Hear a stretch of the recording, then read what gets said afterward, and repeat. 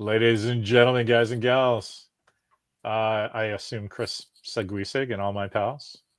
It's me, Larry and Randall. It's me, Randall. So we're just talking in the green room, everybody, about what are we talking about? Just silly stuff, that we do. We were talking about my wig that I put on there, and The new character you're going to start playing. I don't do it, but Randall said, "Well, you got so many props, you should always put on a show." And dude, just me walking around the earth is putting on a show, and I saved this to show you later, but I'll share it with everybody. Check this out. So my birthday was last Thursday, and our anniversary was 4 days before that. So Sunday, I guess. Mm-hmm. So the middle of October is always cool for us because there's the me and Mimi thing, and then there's 4 days later, there's, hey, Larry, here's your cake. So it's a fun week.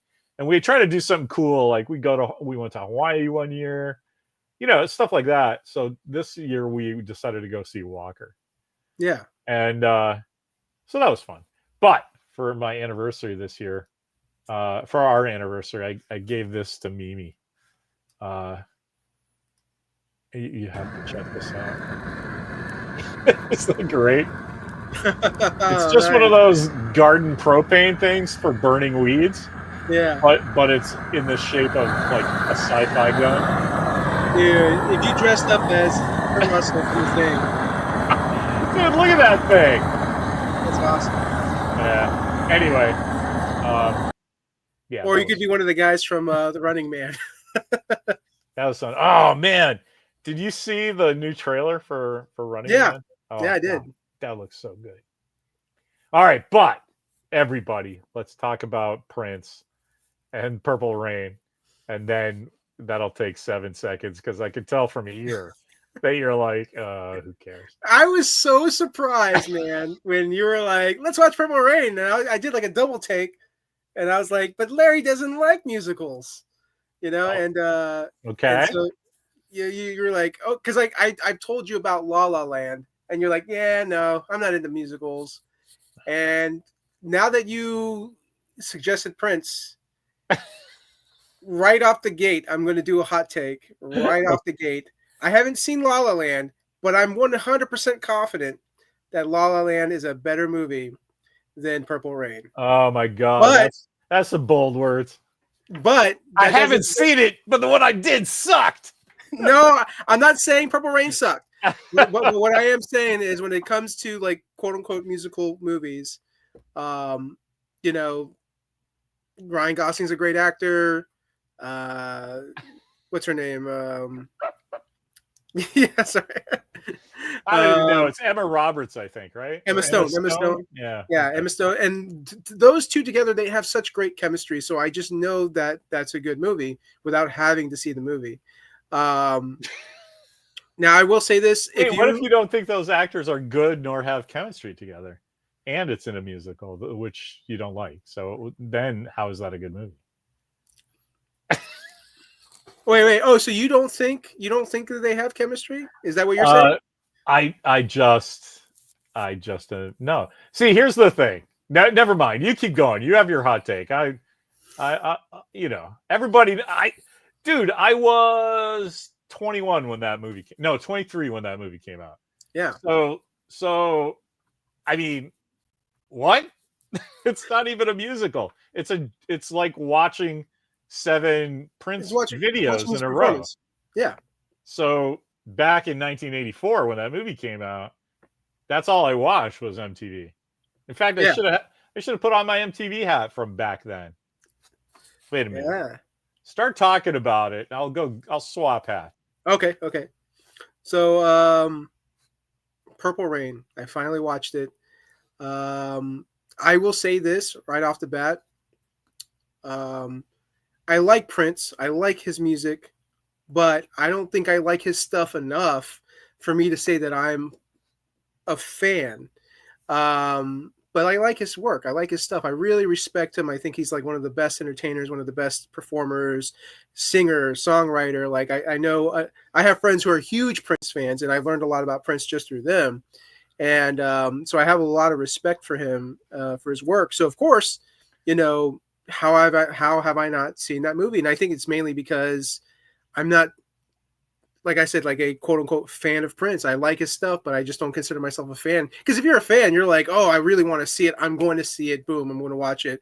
You know, if Larry had not told me like, hey, let's do Purple Rain, another 10 years probably would have passed, and I wouldn't have seen Purple Rain yet. Yeah, it's not a movie that comes up a lot because it's certainly of its time. Yeah. Here's the thing. I'm not a Prince fan at all. I mean, I Okay. like Little Red Corvette. I love When Doves Cry because I'm a human being. Yeah. Like that song slaps. I mean, I don't care how old you are. I don't care if you're a man or woman. You're like, you hear that like beginning riff, and you're Yeah. like, oh, I've been put on notice. Something awesome is about to happen. Let's listen to the next 3 minutes of this music. You know what I mean? Yeah. Yeah. But so that's kind of why I like this movie, because I'm unencumbered by like any outside feeling of, you know, is Prince a cool guy or something. But here's the thing, that is one of the most 80s of 80s movies. Yeah. You know what I mean? So here's the thing, I don't want to go off on a rant now. But and so I won't. I will pose a question to you and have you come up with some. But surely you've seen so many movies, you know, the whole genre of, hey, you're a famous musician. We don't really know what to do with you, but here's a script and you're just going to act. I mean, you can count a million of those movies, right? Sure. Like Britney Spears has one called Oh, Crossroads, right? oh yeah. And Yeah. they all sort of universally suck unless the role that they're playing is as a famous musician, right? Yeah. So like Whitney, what's her name in The Bodyguard? What was that actress? I haven't seen The Bodyguard. This is how much I don't like care about music at all. Come on, the cocaine girl married to Bobby Brown died I in a know truck. Whitney Houston. Yeah. Whitney Houston. Was it Preacher? What's that movie? I don't know, but Denzel Washington's in it, I think. Listen to me though. I don't care about music so much. I could not remember Whitney Houston's last name. Okay. Right? See, that's the thing there. But that movie works because it was a Steve McQueen movie, which explains Costner's haircut. Yeah. He got a Steve McQueen haircut for that thing. So can you imagine like maybe a younger or I don't know. That movie would have been really weird with Steve McQueen and like, I don't know, and With Whitney Margaret or Houston? something. Yeah. Yeah, I think you're right. That would be weird. So yeah. So anyway, so I'm coming from the guy who doesn't care about music, but I love music videos. And I was a kid in the 80s, and that's why if this is Phil, I think that's Phil. I don't believe it, because in the 80s, that movie was just, and at least in New England where we were, that movie smoked. Everybody I knew went to see that movie 1,000 times. Wow. Just because it's a good movie, and the fact that you think that's a bad movie, like I didn't say it was a bad movie. I thought I read something, you were talking to one of your buddies about how it sucked, but maybe it was No. They probably said it sucked. But no, I'm not going to sit there and say it's a bad movie. I think people misunderstand what happens in that movie. Look what happens, right? Yep. There's a guy has a famous dad who's really good at what he does, but didn't catch the luck to be well known and famous. So he's taking it out on his family. Now the second generation is more talented than him, if that, right? Yeah. And he's just starting on his meteoric career, and it has to break his way or he ends up like his dad, because now he's treating his girlfriend just like his dad treats his mom, and it's like you got to break that circle. And what wins? The healing power of love. Just let Wendy and Lisa play their song, right? Yeah. This is a thing I didn't remember. I can't believe I didn't remember that Purple Rain, the title of the thing, is in the narrative, not Prince's song. That's awesome. I loved that, because he was all, hey, fuck you, I'm not playing your dumb shit. And then at the end, it's like, oh, I've learned my lesson. Check out my character development. This is a little song by Wendy and Lisa. You know what I mean? Oh, Redemption. that movie's awesome. I love it. Anyway, so let's go. What's it say in the thing? Got to watch Action Jackson. You know what? Action Jackson is a great movie. Have you seen that? No, I haven't. I haven't. Okay, no, we'll put it on the list. All right. I'll give that to Chris. Purple Rain, saw it in the 80s. Meh. Disagree. Whitney Houston, correct. Here's something. Year.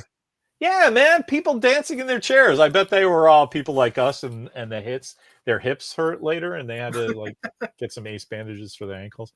But I see it, man. Let's Go Crazy. They opened the movie with that. Talk about Prince was really good for putting you on notice. It's like, like I said about When Doves Cry. That first lick, it's like, okay, it's going to be that kind of movie. There's car crashes and neon and wet streets, right? And then that's the most video. I was telling Mimi about this because she was like, "Hey, how was it? It was as good as you remember." And I'm like, "Well, now I have narrative powers that I didn't have when I was 23, right?" Yeah. So I think that movie's better, if anything. But you have to I feel like a broken record. I should make T-shirts. You have to understand entertainment in its context, though. Yeah. Like, that's why I was dying. I was excited for you to watch. I was dying for you to watch it because I totally respect your point of view, and we don't overlap enough that it makes interesting conversations, right? Right. And I'm like, well, this is going to be one that it's really of its time.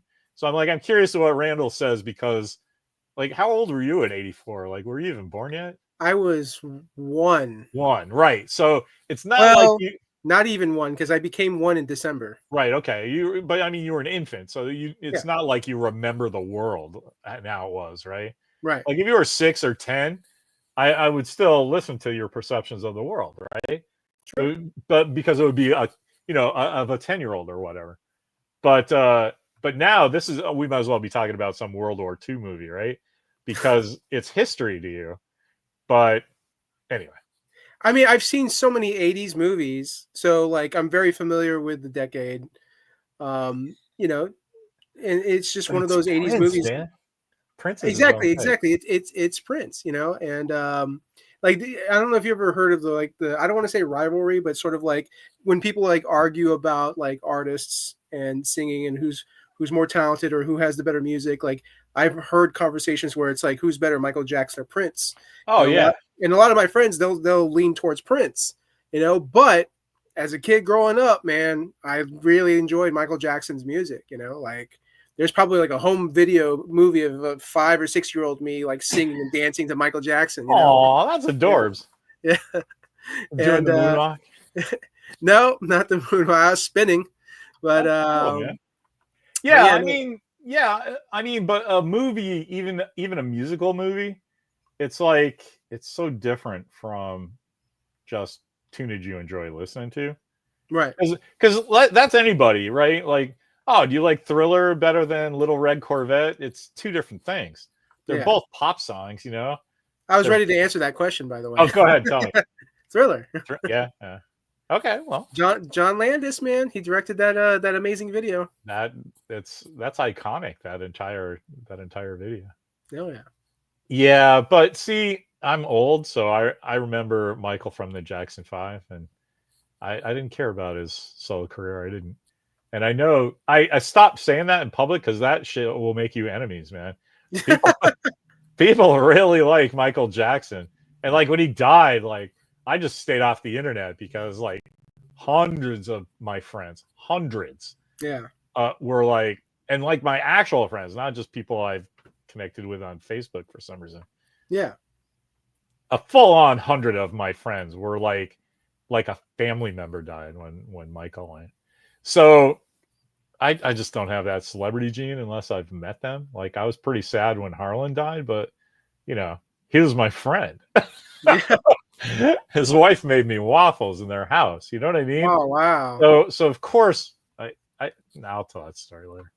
I've said that story a million times. We were driving around on our honeymoon and we had kind of a misunderstanding. And Harlan, to make it up to me, was like, fucking come to my house. And he treated me like a family member. It was bananas. It was like when we were leaving, he's like, "Here's a bag of caramels from Ohio. You're gonna really like them because you told me you were born in Cleveland." It was like that, man. It was awesome. That's And awesome. so that's how friends of mine were thinking about Michael. You know, his work had touched them so much. Oh yeah, yeah. I don't get that from celebrities because their work is what I enjoyed, and I still have their work. That's Yeah. why I'm so hip on removing art from artists. Yeah. You know, yeah. Michael diddled the kids. Of course he did. Like, of course. But like, if you enjoy his music, the music's still good, right? Yeah. Joe Dante still did the coolest video ever. Joe Dante, right? Who did Thriller? No, John Landis. John Landis. I get those guys confused. John Landis is the murderer. Joe Dante is not. God, can you imagine having the bad luck of something go so wrong in a movie set, and that's just what people say as jokes later. Like, Yeah. Yeah. Oh my God, Timmy's going nuts. Of course, please include Cool Hand Luke. You ever It's on the seen that? list. It's on the list. We should watch that. As a matter of fact, you want to watch that for next week, just to. Let's do it. So Tim, that's a good one. So it's Paul Newman and my hero, Simon von. That's a Star Trek joke I'm throwing in there. The guy who plays Dr. Simon Van Gelder in the Cool Christmas Party episode on the Enterprise. Wow, for some reason I can't remember that because he also plays Captain Ron Tracy in my favorite episode, The Omega Glory.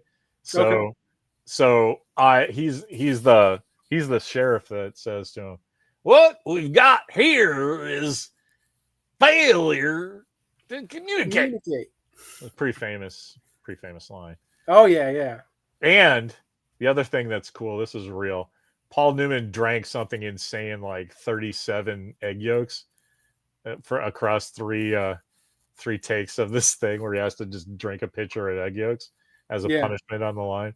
And they were like, "Okay, that's a wrap for Paul today. He's going to spend the next 14 hours throwing up eggs." Can you imagine that you just want something to look so fucking awesome and cool on film that you just do something you know is going to make you ill for the rest of the day? Yeah. That's how good that movie is. Yeah, yeah.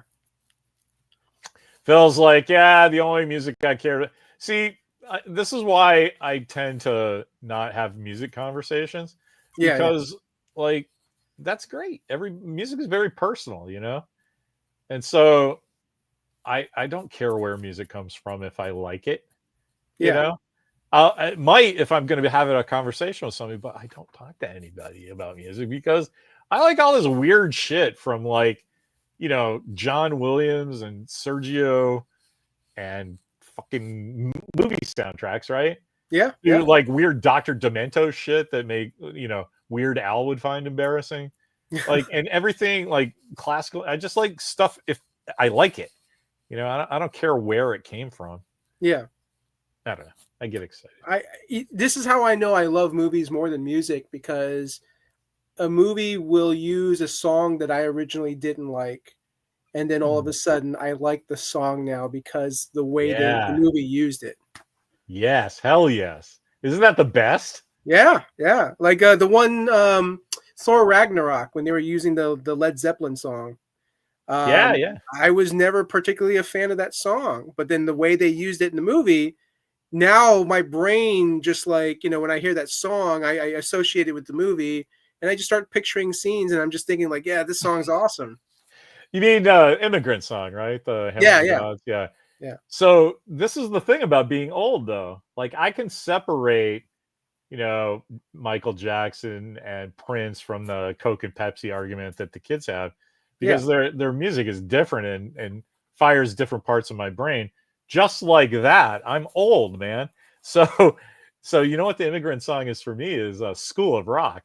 Have you ever seen that with Jack Black? Yeah, with the Jack Black, yeah. So that's why that song is in Thor, because Jack Black personally popped Led Zeppelin's cherry about that. Yes, I remember hearing that. You know that story? They wouldn't. He begged them, he asked them, and then they gave him permission. Yeah, but do you know how?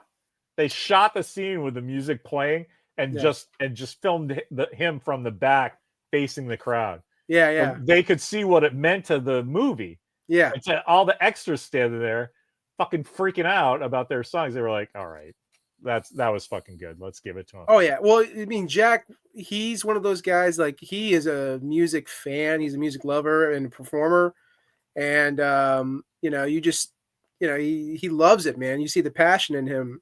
That's why some of the movies that he does, he's singing, right? And he's performing, or like what's that band name that he does? The I love Phil. Tenacious D. Tell me you Tenacious don't. D. Thank Tell you. me that you can't hang out with me in public ever again now without telling me that. Come I on, would man. have. You don't know the D? I would have remembered the name. I was All right. getting there. You just beat me to it. Dude, I couldn't remember Whitney Houston, so I'm just trying to distract everybody from that one. Yeah. But anyway, just real quick, in the movie, do you remember what he does? Because I do this in the car all the time. Because of course, like everybody my age, I have Immigrant Song on my phone. Every once in a while, it comes up. I don't do it if nobody's in the car, but if Walker is, we both do it. Because in the movie, when it gets to the Hammer of the Gods, he kind of sings like that, and he does this thing with his hand. He's like, Yeah. Hammer of the Gods. So I'll take my hands off. I'll hit another car. I don't care. I'll explain it to the cops. No, man, I was doing Immigrant Song. I'll be like, all right, keep it under 100, young. There you go. Anyway, so that didn't even. I don't think we even spent 7 minutes on Purple Rain as a film. We always go back. Cinematography, man, it's so fucking good. Yeah. I looked to see who the director was. It was some guy. I don't know. I never heard of him. I didn't look it up because that whole thing is Prince and Apollonia and the Revolution and the time. Like, dude, everything. So we were chatting, and you said you're all about Morris Day, right? Dude, he was, in my opinion, the most entertaining. He was like the best part of the film. He played a great antagonist, and there are moments where he's a little over the top, but that's perfect though. That's right. That's right for what he's doing and for that movie. And he was just, man, he was great. I was like, I'm probably a brand new Morris Day fan now because of that movie. So that leads into why I think this is a Batman movie. So of course it's, he has the mask. He's wearing, when he wears that little lingerie lacy. Yeah. And so first of all, like, I fucking love the 80s because we had Boy George and we had Prince and Adam Ant and all these fucking guys that dressed like ladies, and it didn't matter. They actually kind of had a cool fashion style. Yeah.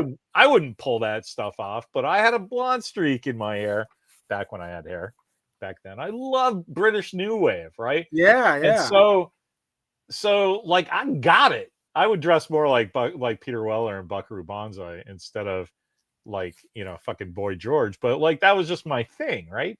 Yeah. And so when you, especially performances, right? I couldn't have pulled off those high-heeled boots either. But he's got a costume, and he's not fighting crime really. He's fighting against an uncaring world, that's more Superman.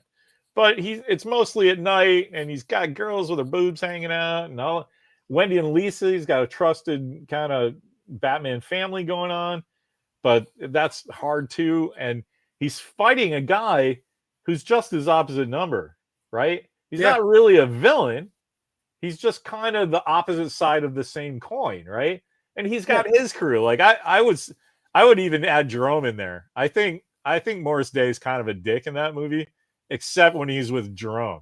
And when they're on stage together, they're actually better than the Prince stage thing, if you ask me. Like if I'm a guy on the floor in 1984, I'm gonna want to watch Morris Day in the Time because that was something going on, right? Yeah. The other thing was Prince just going, "I never meant to hurt you," and I'm like, "Yeah, that looks like it sucks, man. Where's that girl with her shirt off again? Because that's what we want." Yo-dee, do-dee, do. You know what I mean? Let's give it some of that. Yeah. So, but that's kind of, you do want to hang the main character to have a little like something to get over, right? Yeah. Chris said a cool thing. Link from Mod Squad. Do you know that? Are you familiar with the Mod Squad? Oh, are you talking about Clarence Williams, the third? Yes, the third. Yeah. Yeah, That guy has, I mean, man, I don't think he's given a bad performance ever in his career. I agree. You I know, agree. like dude, like they called him up, they called him into the movie, and he knocks it out of the ballpark. In fact, if anything, a real disservice to the movie was they didn't give enough screen time for Clarence. Like he was probably only in the movie for like at the most 10 minutes, at the most. Yeah, but man, think about his scenes. Oh, Every exactly. fuck, Well, I mean, his scenes aren't hard. It's just constantly him just slap. every scene though underpins a theme of the movie. Yeah, Like that guy earned his money. He just came up and was like, "Hey man, we're gonna need some gravitas in here because this guy's wearing lace on his face and he smells like spermicide, just so you know." And so come in here and fucking show him how to act. And God, that guy acts up and down the street. He's yeah, riveting. Anyway, he's inept though. Like he's got a gun right up to his head and he can't do it. Come on, yeah. man.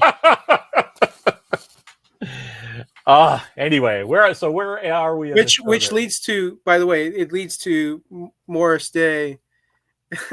Probably the last line. His last line of the movie was, "How's the family?" Yeah, that was You know, rough. and then like he then walks off laughing, and I'm just like, ooh. Not just that though. Did you see? Because they held on him. He walked by and let all his crew go by, and then he turned around and leaned his back up against the wall and like kind of looked like, "Fuck, man, that was rough. I shouldn't have said that." And Yeah, I that's mean, for a second there, I thought he was going to come back and say, "Look, man." every time he did something shitty like that, though, you could tell it was part of his act. Yeah. You know what I mean? And so him and Prince just had this thing that we're gonna. So, you They know, have the competition, man. I'm not gonna let it down or let the guard down because it's kind of off brand. But then they give you these little grace notes where he's still a human being, so you don't lose the audience. Yeah. I don't know. I thought every single thing that was great, and it's funny, man. That movie's funny. You don't think? Well, I mean, That's some not of Lake the, Minnetonka, man. yeah, no, that was great. But not just that it's great. It's like every time something seriously funny happens, it's because the comedy comes from the juxtaposition of you. There's no way somebody would do something funny after Yeah. all of that, right? And that Well, makes I it mean, funnier. from what I heard, because one of my favorite Prince stories is from Fred Armisen, and Prince has a particular type of sense of humor, and he is a funny guy, but like he doesn't show it, right, and you only hear about through stories of like interactions. And so Fred Armisen, I guess Prince is performing on SNL. Fred Armisen's like, "Oh, I'm a huge Prince fan. I'm gonna go up there and just say hi to him and let him know I'm a fan." So he goes up there and he's like, "Oh, hey Prince, it's Fred, like, with the cast, whatever, blah blah blah. I'm such a huge fan, such a huge fan of your music and your work, and it's so awesome to meet you." And like he's meeting him in the cafeteria, so you see like Prince eating, and so Prince is like, "You know what I'm a fan of?" He's like, "This mac and cheese." And like that's his response, right? And like, Come on, man. What do you expect him to say? Yes, I am wonderful. right. I mean, Come on. the generic, "Oh, thank you. That's so nice. I appreciate that. Like sit down. Let's have a conversation." No, he's just one of That's those. what he said, just in a Prince way. Oh, you're a Yeah, fan of yeah, me? Oh, right on. You know I'm a fan of? This is fucking great, man. And then yeah, if you're Fred Armisen, talk about the mac and cheese. Like yeah. he was trying to talk. I don't know. It's just because my favorite Prince story is him getting on New Girl. Did you hear about this? Vaguely, yeah. They were like, why? We're all fucking Prince fans. And he's like, yeah, no, I watch you on the bus all the time. I'm big fans of you. So I just wanted to hang. Yeah. Like, that's super honest, right? I'm a big Yeah. fan of this mac and cheese. This stuff's great, man. Let's enjoy life. I love that guy. I wouldn't be surprised if he kind of maybe had a small thing for best episode. Zoe Deschanel. Wow, who doesn't? Right. Yeah. That, especially then. And that show was fantastic. I love that show. Oh yeah, I do. I remember watching it when it first aired on Fox, and I watched all of it. It's You should watch it again. It's even better. it's funny. I have the complete series digitally, so Yeah. I have every intention of rewatching it again. I even bought today for $30 all 15 seasons of Supernatural. Oh man, that's cool. Yeah. For $30, you got 15 seasons. Yeah, it's $2 a season. Wow. I would never watch that show. I'm sure it's great, right? But Yeah, like, yeah. it's like Buffy and Do you like The Victoria Boys? Mars. It's just, I get it. Everybody loves it. You've talked about it so much. I feel like I did watch it. Yeah. And not Jared, but who's the other one? The blonde haired guy. Gosh, why am I drawing a blank right now? Dean. He played Dean. No, what's his name?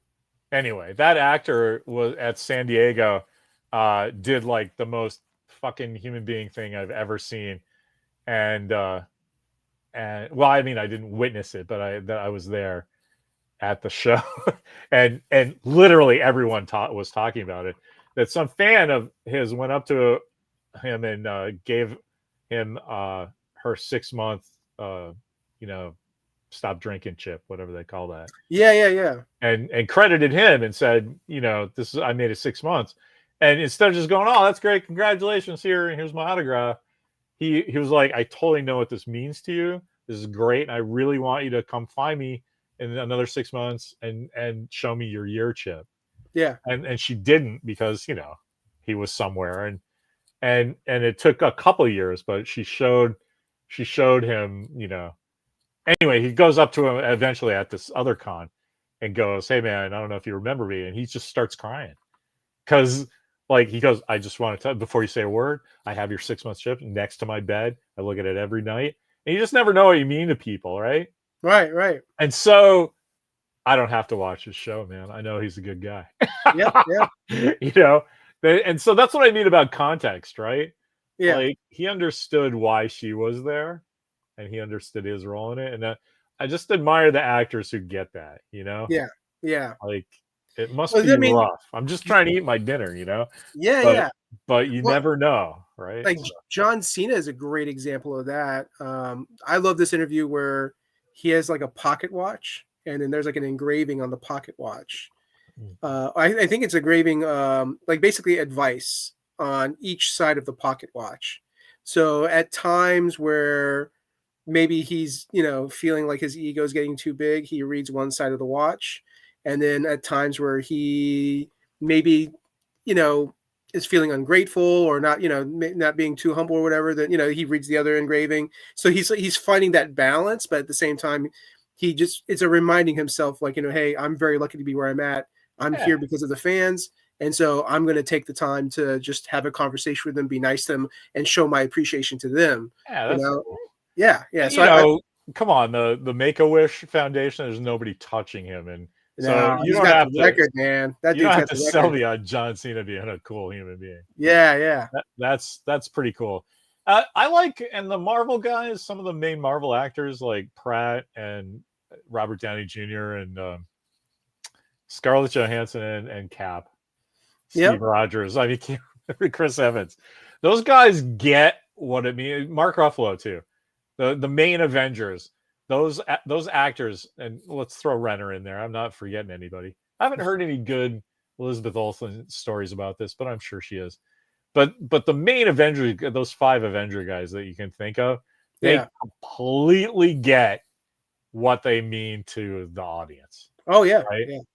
So that's just, I'm glad the world still has that in it, Yeah, absolutely. where people understand the context under which they're walking through it. Because a lot of the world's rough, man, and a lot of people are just trying to get through the day. Yeah. So, I mean, what sucks too is, like, I'm sure being that level of celebrity, you've had enough people, harass you and come after you, so it's very easy to look at any person who comes towards you. You're already thinking in your head, like, oh, is this person, going to, try to, like, ruin my day or come at me, versus, just be patient and be kind and see where it goes. Yeah. All right. We did it. That's it. Let's go. Close up the internet. Let's see. Do you like his bike? Speaking of John Cena. Oh, the bike was cool, man. How did the bike compare to the Peacemaker motorcycle? You know what? Man, that's a tough one. Because, No, like, I mean, for me, it There's a is. clear. There's no pictures of the Peacemaker in the Akira poster like I used for the thumbnail, right? I know, I So know, but I that mean, that motorcycle is badass. it is. It is. I'm a fan of motorcycles, but I'm also like a really fan of like just motorcycle designs. Oh yeah. And so like the bulky, like what's funny is like that one of his bikes in Peacemaker, like I don't know why, but it kind of just reminds me. There's this animated series called Cops, and there was like a really cool like motorcycle in that animated series, and it kind of reminded me of that. And like Prince's motorcycle, like that's that you're a musician on a cool motorcycle, like that's a cool motorcycle to Well, have. that's a statement ride. That's for sure. Yeah. But I mean, I'm a comic book fanatic, so I'm going to go with the comic book motorcycle. Do you think I could be Prince in arm wrestling? I don't know, man. I bet Larry could have I'd bested get Prince in I, arm wrestling. I'd get lost in his eyes. I'd be like, all right, man. Like, oh, hey, Prince, that's your real You know, name too. That's cool. Prince is one of those guys that he surprises people. So my money's on Prince. Yeah, I'd just give it to him. It's Prince. I don't deserve to beat Prince in anything. Yeah. Anyway. So I know that movie was loosely based off of Prince's life, his experiences, and so I wonder if he even considered making a sequel to Purple Rain. You know, What's the sequel to Purple Rain? What happens to the kid? I don't want to know. Like everybody has a different answer. That's why they freeze frame at the end, right? Yeah, yeah. It's yeah, I don't want a sequel to Purple Rain. Purple Smog. Purple Rain 2049. Yeah. You know why? Because that's such a moment in time, right? Yeah. Like that. Think about when you were 21 to 25 or so, right? Yeah. Like you can't duplicate that now. The people around you, the responsibilities you had, and the or no responsibilities. You know what I mean? Like Yeah. it's just such a time where you're like an adult, kind of, but you're not in the adult world yet, really, unless you're some kind of, something's Workaholic. happened where you're like taking care of things, Right. Right. But like how they set it up in the club scene in Minneapolis in 1984, like none of those people, they all have rough lives, but they're using the club scene to escape it, right? Yeah. And so that's why I love Morris Day and the time, because they're not thinking about that. Yeah. And they're still on the same stage as Prince, right? And so if anything, I'd like to see like not so much a sequel, but like, you know how the 40-year-old virgin took the Paul Rudd characters and stuff and made that other This Oh Is yeah, it's 40 or spinoff. whatever. It's thematically, it's not really a sequel, but it takes place in the same world. Yeah. Tell me what I mean. In 1995, I would have loved to see what happened to the time in the revolution, Yeah. whatever that would have been 10 years later, right? Because Career now in their probably. 30s, and there's an opportunity that one of those bands is big, and the other band is more popular, right? Yeah. Like that they sell 3,000 albums, but the 3,000 people who buy that are all like apostles of the revolution. Yeah. You know what I mean? Yeah. And so then you have like a thematic conflict, but you don't need Prince for that. I don't No. know. You know me. I'm like, what is Universal paying? What's our budget? Let's go. Who's still alive? I'll figure something out. Let's go. And there's themes of that movie that I enjoy that I'm like, you know what? Because you saw my comment on Facebook where I was like, man, Prince should have played a vampire in a vampire movie. You just Like, want that pointed tooth thing though, because come on, most of his activities are at night, yeah. right? Nobody understands him. He's Well, the all way, he's trying to do is improve his like dead sort of look on the world with getting vibrant people around him that he tries to control. Like that's a vampire movie, man. yeah. Well, I mean, so the movie, right? You have what's her name again? Apollonia with an N. Apollonia. So you have Apollonia, right? Apollonia Cotero. She was very And famous for a little while there. yeah. She, she's new there. She's catching the eye of everybody, right? And so you got Prince, and then you got Otis Day. So, they're both trying to get her, right? But except technically, Prince's character is, playing it cool, and the way he kind of just talks to her and approaches her, like the way he carries himself, it's like I just picture that's like what a vampire would do, like the vampire is just calm, collected, wait to be invited in, yeah, confident, yeah, like the seduction, the game, like the luring you. I'm going to lure you to me, and that's just the impression I got. The way that man, this guy cracks me up so much. He has these random references. Like, you've never seen that movie, have you? Love it. Oh yeah, have you? Yeah. Yeah, I mean, well, because one, my favorite George Hamilton movie is Zorro the Gay Blade. Okay. And there was just something so funny about that movie. Plus, it's Zorro. And so I remember catching Love at First Bite, and same thing, right? It's a horror comedy, yeah. And George Hamilton, I think is just underratedly funny. Okay, agreed. Let's get back to the themes though, because I love that. Because I mildly disagree with you about that. That's like it's a straightforward analysis. So I guess I don't disagree. Yeah. But there's so much more. Like when Apollonia comes in, think about her introduction to the story, right? Right. So I forget the club owner, his name, but he's got 4 acts and he doesn't need 5, right? Right. Apollonia has shown up there because she wants to be a star. Yep. So they treat her on the surface in the narrative like she's this prize for Prince and Morse Day to fight over, right?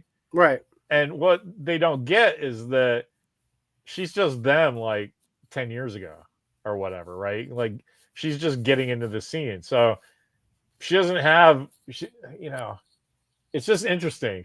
She's definitely one of those guys. So there's a whole 3-way relationship that isn't about love at first, right? Or sex or control or whatever's going on there, right? Because I don't know, he's like cuffing her around pretty fast, and that was bad in the 80s. Like it's a little startling how fast stuff goes wrong with the kid. In terms of like, it's just. So what happened in the audience, I remember this very distinctly, because the first time he cuffs her, it's like, you don't care about the mom because those are old people and obviously they have their own history, right? Yeah. Just you get that sitting there. But the first time he's like, oh, here's my earring. And by the way, bam, it like comes out of nowhere, really. Yeah. And you think, that's actually an important thing. And you realize the only reason it's important is to get the plot going, right? And that for people back in the old days, audiences used to have much more critical thinking than they have now. Yeah. Like now people would get up and walk out and try to cancel Prince if that movie came out just like that, right? But back then, the audience goes, oh, that's that kind of movie where there's a little heightened reality going on, where if this happened in real life, this would take a year. But they have to compress it into 2 hours for an entertaining movie. And half of that's just going to be them practicing their songs. So stuff has to move fast. And so you start to think, there was a movie called Streets of Fire with Michael Paré. And have you ever seen that? No, but I think I've seen trailers for it. Yeah. So there was a thing then that they did this like sort of heightened reality stuff where it's like kind of not really our world. And so people were so like Phil was like, hey man, I liked Husker Du back out of Minnesota back then. Like, but that was just, it might have as well been a Mars for people in other parts of the country, right? Yeah. Like that was a very specific thing that was happening in the Minneapolis music scene. And unless you were super into music, you kind of, or live there, right? You kind of didn't get what was going on. So for lots of folks in the middle of the country and lots of folks I knew on the coast, that was your first exposure to the shit they were playing on the radio, associated with human beings doing it. You know what I Yeah. mean? Yeah. Yeah. Anyway, that was kind of, I don't know, circuitous to get to the point, but I'm just trying to tell you the vibe in the world was like so ready for something like this, and that's why it really caught with some people. Yeah. And honestly, to me personally, this explains the popularity of Will Smith and Jazzy Jeff, the Fresh Prince, and all that shit. Yeah. That he was like sort of Midwest approachable version of Prince on the radio, you know? Yeah. Yeah. And he had his own TV show and stuff. And it was like, that's why I liked Prince more than Michael Jackson, because Michael Jackson I grew up with in the Jackson 5, and I was like, whatever, pal. And he was kind of like, I like kids, you could tell, you know? And but Prince was like, yeah, check it out. I have all this girly shit on, and I'll bang your mom right in front of you right now. Yeah. Yeah. You know, so that was like a cool juxtaposition thing to get associated with his music. Yeah. So it makes like Purple Rain and those other like slow ballad songs go down easier if you're there for like Let's Go and, you know, Raspberry Beret and Party Like It's 1999. Like, it's like Beth for Kiss, you know? Yeah. Except he was a good writer and a talented musician, so he's got to be good. No, I wonder what it would be like to be like a crazy Prince fan and listen to us two idiots talk about this movie. Because like it's not like we're Prince scholars, right? But man, I think this is everything you want in a movie, and I think it's impressive because on paper I should hate the entire thing. Yeah, and I think it's kind of an achievement. I think it's great. I'm gonna remake Purple Rain, but I won't call it Purple Rain. Uh-oh. It's gonna be a vampire movie. And some people are going to be like, I like this movie, but I don't know why. Oh, dude, I'm going to be the first guy. I'll be on CNN going, yeah, Randall's a good buddy of mine, but, you know, I used to like this movie back when it was called Purple Rain, Randall. Anyway, you can totally do it. Like, his dad is the guy who turns him into a vampire. So instead of passing down the music. You know what? I actually wasn't going to even include the dad. No, you have to. Just for 10 minutes, man. He's the guy that sets up all the backstory. He's the reason your character is the way he is. Yeah, but I mean, at the same time, I don't know. I feel like it'd be a disservice to Purple Rain. What? You don't... Oh. Promise me you leave all the writing to Marco. Good Lord. Purple Blood. You would have to call it something like that. Oh, Purple Blood. I like that. That's a good one. No, that's horrible. Blood Rain. No, you don't want anything overt like that. You wanted something like Lake Wanataka. No, the sadness of the dove thing, you know, or whatever. You got to have that dove metaphor in there somehow. I can't think of another. There's got to be another word ornithologists call birds. Doves, something else. When doves die. Oh, see, these are all the people who are like, I want a Big Lebowski or fucking George Lucas. Let's not even tar fans. Professional writers go, oh, you don't want to see any of those death sticks in fucking Force Awakens. Like, why are you saying the exact fucking line instead? Oh, we don't need to see your identification. Oh, we don't need to see those deaths. Come on. Fucking Cry of the Doves. That's good. Day of the Dove. Night of the Hunter. I don't know. Purple Blood about Klingons. We missed Chris's jokes. This is how it should go. Purple Blood about Klingons because they have purple blood.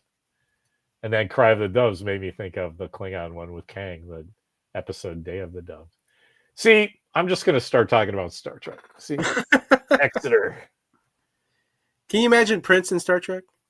Yes. Prince would fucking crush an episode of Star Trek. You make him like a dignitary from a planet that's representing some theme you're addressing in the episode and make him just fucking chew all the scenery in that cool, like, I don't really care, Prince way.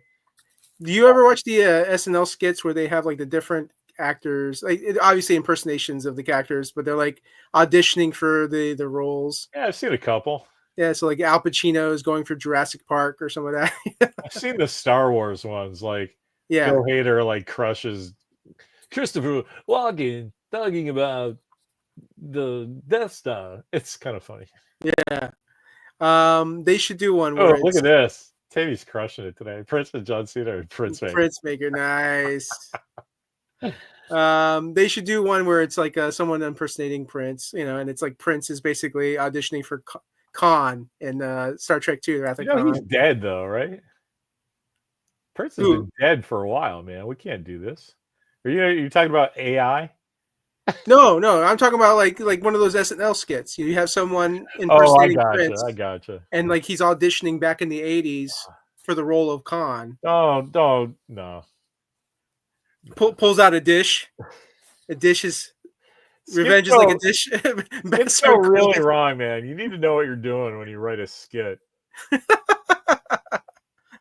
Even then, speaking of Hader, I heard this great in the middle of our Prince thing. I heard this great story about Hader is that he and somebody else, I can't remember who it was, but it was Dana Carvey. Dana Carvey had come back to host the show, and they wrote a skit together about to feature Dana Carvey's Casey Kasem impression, right? Yeah. And so the conceit was Hader had a pretty good one too, so he's going to play his son JC Casey. So, but it's all he's like, I'm Casey Kasem. Why aren't you home yet? It was his dad. Yeah.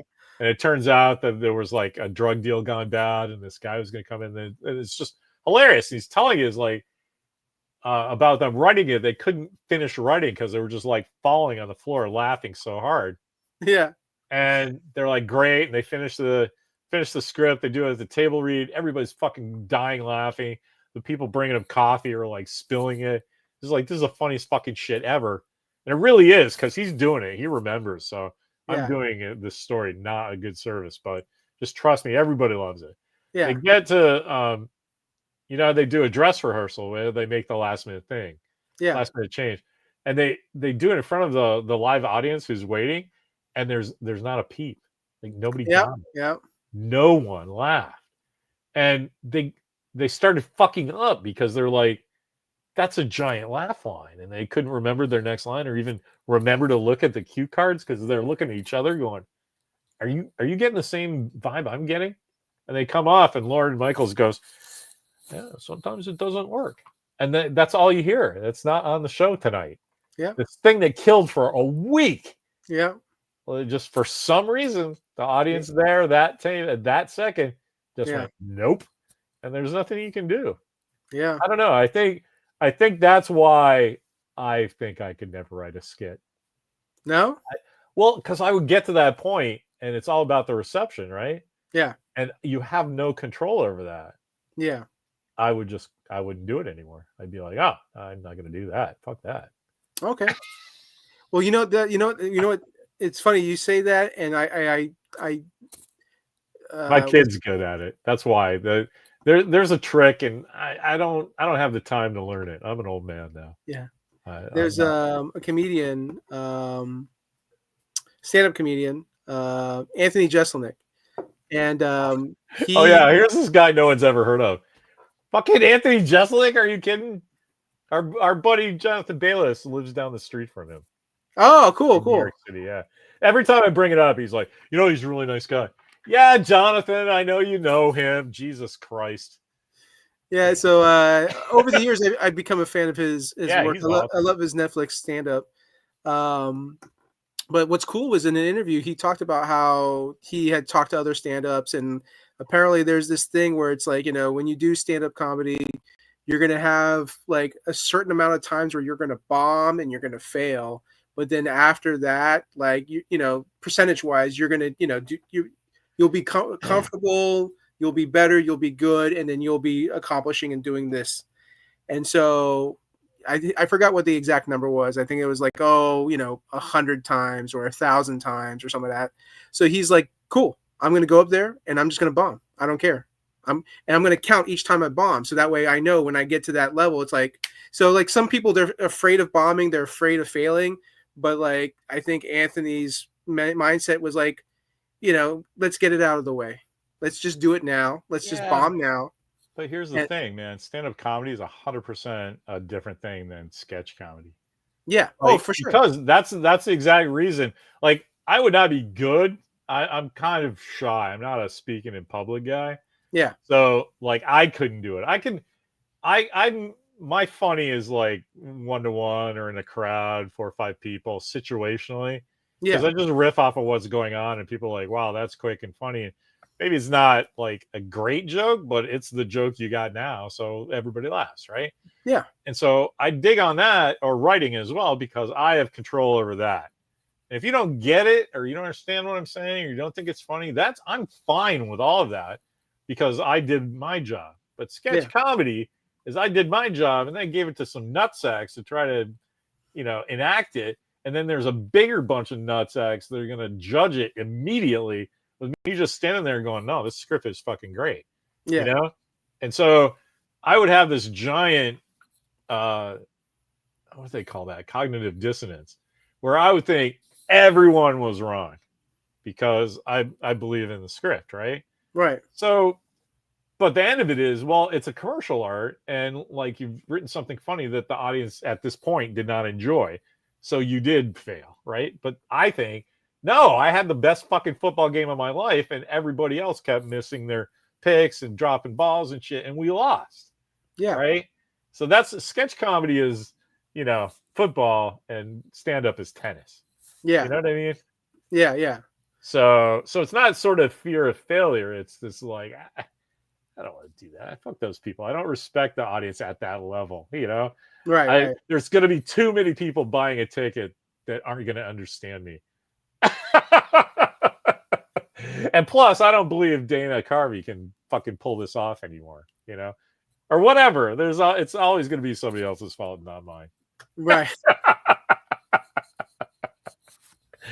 Well, anyway, the costumes are all great, right? Yeah, yeah. I You mean, see the guys in the crowd, they'd have like where are we? Little stripes going up where it was just eyeshadow. They put like a piece of tape, they put some eyeshadow and went this way with it, and then put a piece of tape up here. I can't do this in there. And I was like, man, that's a lot. Like it took you a half an hour to get just out of the bathroom, didn't it? Putting all that shit on your face. But 1984 in the clubs. it's crazy. Is like, society's changed so much. Like, like it's actually interesting. Like, probably watching like clubs like little by little go away, just like malls. Like malls just aren't like big like they used to be either. And yeah, it's so strange. Look, you sound like an old man.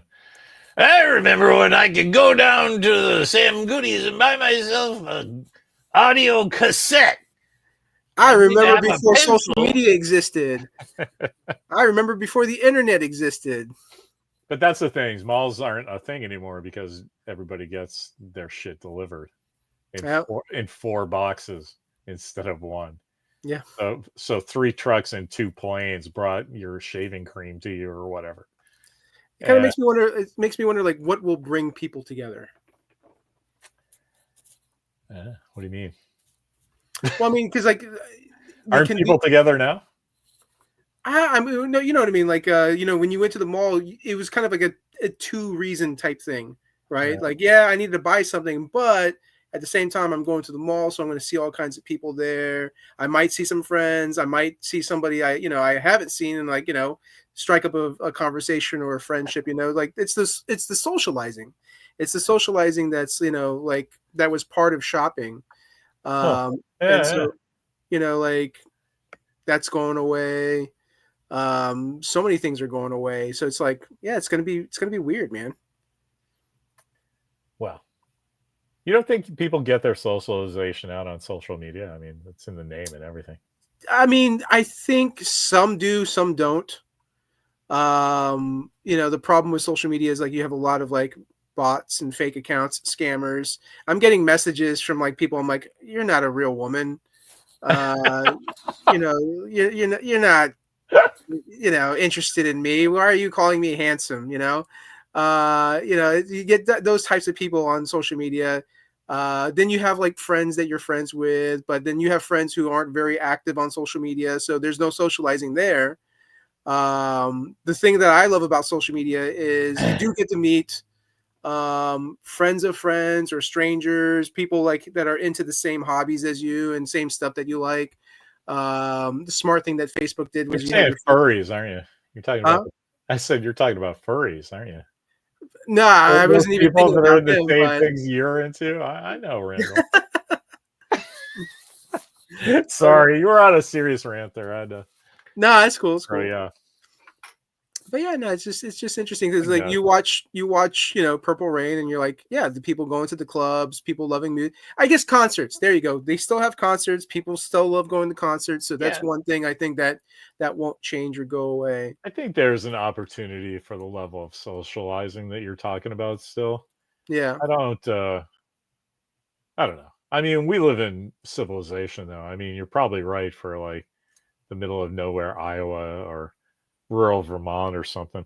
But like, people in those kind of geographically outlying things that you figure out your own thing, man. Yeah. Yeah. It's just like, well, looks like Bob and I are going deer hunting for the next week, and then you just drink beer and tell lies and shit. Like, Well, people because figure it's socializing out.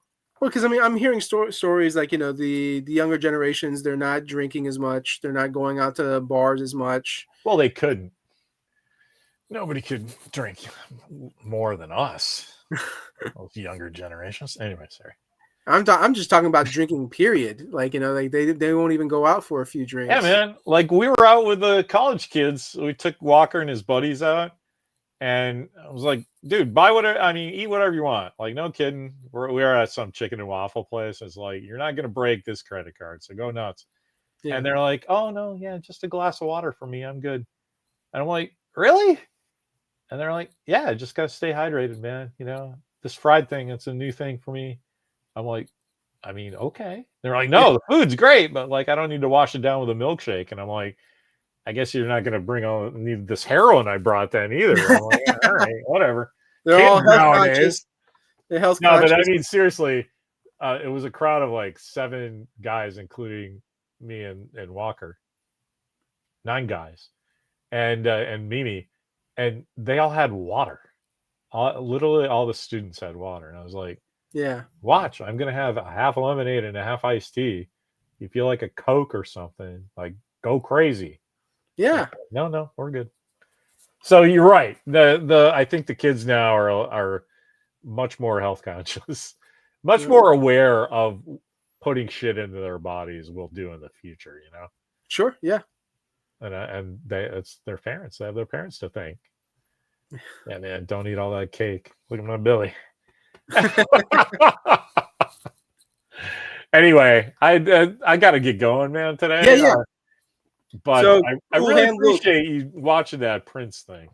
Yeah. Yeah. No, I mean, I've had probably a dozen friends have told me for years, like, dude, you gotta watch it. You gotta watch it.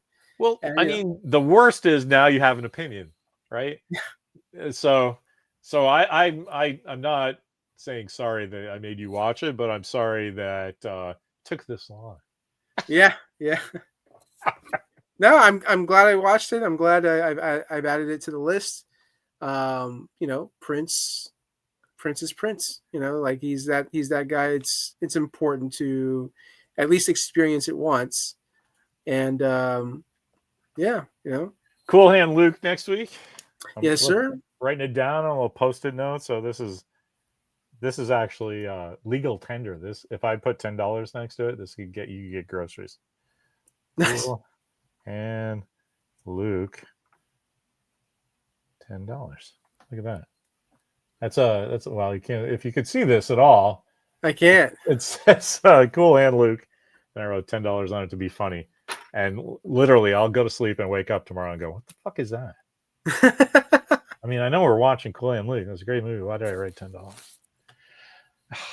That's the kind of 62-year-old I am now. Blueberries. Can you imagine? Eat blueberries. I love blueberries. What's that do for old people? Well, one, it's packed with polyphenols, so to help you live longer, and then two, it's supposed to be good for brain health, and so it's good for like memory. Oh, Fun fact: when you watch the Avengers movie, uh-huh. the Oh yeah, snack, I know that. the snack that Robert Downey Jr. Yeah, is eating yeah. is blueberries. He was doing that on the set, and they just kept it in. Yeah, yeah, That bit where he says to Ruffalo, "You want some?" It's because Ruffalo was getting annoyed with him because he thought it was underneath the camera shot, yeah, and yeah, yeah. but his hand keeps coming up, and he was like, "What the fuck is going on?" It was distracting him, and so he just goes, "Oh, blueberries, man." I think that's probably what got me on blueberries again. I mean, I love blueberries, Yeah. but when was the first Avengers out? 2012. Jesus Christ, man! Think about that. Yeah, it's been 13 years. When I was looking through the list of movies that I was sending you, Uh, so there were other movies I wanted to add to the list, but I was like, you know what? The goal is to send older movies. So I was like, looking for movies that were like at least like 8 years and older. mhm. And so I think the majority of the movies on that list are like 8 years and Hey older. man, if there's something you want to watch too that's recent, I don't care. I mean, the conceit was that like you fucking millennials need to watch these iconic films, right? Yeah, yeah, Like actually Walker was telling his buddies about Duel yeah, and they just like they watched our thing on it. I think that's cool. yeah. We're celebrities, man. Minor celebrities. Minus celebrities. Yeah. So I did. I sent him like 10 bookmarks and I was like, yeah, man, just give them to your friends. He's like, and then he said what literally everyone says, and I wish they had said it before I'd spent. It wasn't a lot of money. It was like $60 or $80. I forget. But so it's not a big deal. But why did anybody tell me fucking just put QR codes on it so I could scan it and go right to it? And I was like, instead of typing all Right, that out. right. Because I type all that shit out because I'm not afraid of fucking typing. But all the little kids now, all the 18 Convenience. year olds in film school are all like, what? If I'm going to type, I'm just typing my screenplay with a prompt. Oh my God. Can I brag about my kid for a second? Yeah. He wrote this thing called Wedgie off this prompt that's 3 characters. Wait, no. I forget what it was. 3 characters, 2 something, and 1 location. I don't know. Maybe it was 3 something, 2 characters, 1 location. I don't know. But he wrote like such a good 3-page script. Oh, that's what it was. 3 pages, 2 characters, 1 script, one location. Yeah. And then that's something that they have to shoot later. He wrote this perfect thing. I didn't have a single note. And in fact, it kind of made me mad because this never happens to me. I was like, bro, I have to tell you this. This is so good. I wish I wrote this. Yeah. And he was like, are you kidding me? And I'm like, have I ever said that to you? He's like, no. And I'm like, I mean it. I Yeah. never say that unless I mean it. That's that good. Yeah. And I'll send it to you later if you care. I'm not Yeah. gonna put it in public because it's fucking good. Yeah. Yeah. Plus, I have this rule, like it's why I don't gossip or anything. It's like that's somebody else's story. If they want to tell you it, go ahead. It's like this is not my story to tell. I'm a fucking storyteller. I have enough shit that I want to get out that I know I won't get in trouble with. And if I Yeah. do, I did it, right? So but on the sly, like Walker he'll love to hear what you have to say about it. You'll just go, fuck, that's great. It's 3 pages, so it reads real fast. It's just dialogue. Yeah. Yeah. And it's just great. Absolutely great. That's Really awesome, proud of man. him. He's doing good at school. All right, Cool Hand Luke tomorrow. I mean tomorrow. Next one. We're on Wednesdays now, right? We can tell everybody Wednesdays at 8:30. Yeah. Yeah. Eastern. I think Wednesdays work. All right. That's good. And no Star Trek this week. Although I should ask John if he wants to talk. We're kind of on a 2-week schedule. And I don't remember which week we're on because I blew off last week because I was in LA. So, but Friday we're doing the regular DORK COURT, Mark, Steve, and me, and sometimes Walker. I don't know if you've checked that out, but we do it right when he's going in between classes. So he does this cool science fiction thing of like he just jumps in and goes, "Hey everybody, Peacemaker is great. Fuck you, goodbye." and it's good to see him on DORK COURT. I'm looking forward to Lanterns, and look forward to hearing what you guys say about Lanterns. Lantern's going to be great. Hey, Speaking of that, what are you watching now, or are you just working so hard? Oh, gosh, what was it? What was the last thing I was watching? Because I mean, I've been buying some new stuff on Fandango. Yeah, but nothing. You're not watching TV or no new stuff. Oh, like current stuff? Yeah, yeah. No, I finished Peacemaker, and I think that was pretty much it. Like, I've had a couple friends tell me I need to jump on Penguin. Yeah. What just but not genre TV. You don't watch anything else. Like we're crushing The Diplomat. Have you seen that show? The Diplomat. Yeah. It sounds familiar. It's on season 3, just came out. We're watching Morning Show, so it's really good. That's Apple TV. Diplomat's Netflix. I love Loot. Are you watching that? Loot? No. It's oh fuck, I forget her name. Anyway, it's a funny thing about a girl divorces her rich husband, who's Adam Scott, by the way. Maya Rudolph from Saturday Night Live. Yeah. That's on Apple, right? Yeah. That that show's crushing it. And I don't want to tell anybody, but Mimi has discovered the Great British Baking Show. Yeah. And I hate those reality shows, but hey man, that's a good one. The presenters are really entertaining. The judges are dickheads. The people they hire are like really trying hard and are interesting folks. And they're what are they doing? The stakes are zero because they're just making cookies or a particularly cool eclair or this showstopper cake. And if something goes wrong, it's like, well, that's disappointing. But you still got all that money for being on TV. You know what I mean? It's like it's fun to watch because it feels like there's something at stake and there just isn't.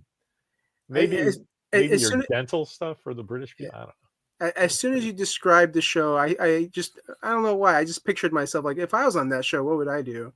And I'd be probably wearing my backwards hat, playing some Huey Lewis in the News. Yeah. Trying to make some cupcakes. That's it exactly, man. That's what's so interesting about it. It's like, and then they would have a small, like 5-minute segment about like, hey, Randall, we heard your friends all like gave you up for dead during that hurricane. They thought they were really trying to get you to safety. And you were like, fuck it, I'm going to punch this hurricane in the ass. And tell us about that. It's like stuff like that. They'll choose some cool thing. Like the one we're watching now, the kid who just got kicked off has an identical twin brother. And I was saying the whole time that like, man, if I was that guy's brother, I would just go and like get kicked off because it's very clear he was a younger guy, didn't have as much talent as the rest of them. It was very clear he was getting kicked out, right? Yeah. Send my identical twin brother in there to take it for me, and he'd be like, "Oh yeah, thanks," and I did my best, and just leave because I knew that guy would be very gutted because it's British. What's that one actor that has a twin brother? He played Freddie Mercury. You know what actor I'm talking about? The guy from Mr. Robot, Rami. Rami Malek. I didn't know he has a twin brother. That's cool. Yeah. So he had a twin brother, and the twin brother was taking I forget what type of class, but he needed to do a speaking piece for his project for college. And, oh my god, this is awesome! So he sent his actor brother up to do it. So the actor brother goes up to do it, and the teacher was like, that was really good. Good job, and he's like, oh, okay. And he's like, would you mind doing that again, but for the next class? And he's like, did I pass? He's like, yes, you passed. He's like, no, I can't do it. I have to go. And then, so like, I love stories like that, Yeah, that's awesome. I didn't know that. That's great. Yeah. Linda Hamilton has a twin sister. Yeah. She was in Terminator 2. Yeah. I think that's the only like big celebrity that has a identical twin that I can think of. John Heder, are you familiar with Napoleon Dynamite? Oh yeah. So check this out. His main character, Napoleon Dynamite, and then Pedro, both of those actors have identical twin brothers. Oh, that's insane. And both of their identical twin brothers happen to be shopping at the same grocery place. And everybody thought that they were them. And so they were taking pictures with people together. Can you imagine? Let's just go along with it, man. Yeah. And it was the first time that they met each other too. Yeah, that's no, but you would get it instantly. Yeah, Like, yeah. oh, you're not the famous guy, you're his brother. Hey, me too. Let's see if we can get some money out of these guys. Right? Yeah. $5 Oh for a man. picture with us. I'll sell it. Anyway, The that's odds of awesome. something like that happening and then them going along with everything, that's just hilarious. The other cool thing like that is not identical twins, but the brothers themselves. Both Chris Evans and Tom Hanks have brothers that sound just like them. Yeah. So they flow their here. Go, I'm not doing the recording the shit for the toy. Go do that. Have a nice Thanksgiving. I love that. Yeah, yeah. I think that's cool. All right. Yeah, I was trying to get away 8 minutes ago. Yep, sorry about that. No, it's okay. It's okay. I heard Mimi's in the shower, so You got a little bit of time. I can't. No, I'm supposed to be up there filming for her OnlyFans. She's gonna hate that I said that. You better not get me fired. I didn't say that. All right, man. What do you feel about Purple Rain? Is it the best movie ever, or just one of the best movies ever? I It's mean, definitely one of the best soundtracks ever. oh, one of the best soundtracks, easily. Yeah. I mean, it's the Prince's greatest hits. Yeah, that's true. That even though he wrote the half. Oh no, it was Batman. He wrote new songs for. Yeah, yeah. No, they wrote new songs for that movie. I know they did. Wendy and Lisa wrote too. Wendy, Well, I mean, Leslie. for me, I'm like, it's the greatest hits. Yeah, I get what you mean. I get yeah. It's a good thing. Yeah. All It's yeah, no, it is a good movie. I'm taking your advice. I'm not gonna sit there and, nitpick at the movie, but What's the nitpick? Any nitpick you have is from your vantage point of the future. yeah. There's that movie's great. Anyway, catchphrase. Huh? What's your Oh yeah. What took me so long to watch Purple Rain? All right. Thanks, man. Thanks, man. Ghost story.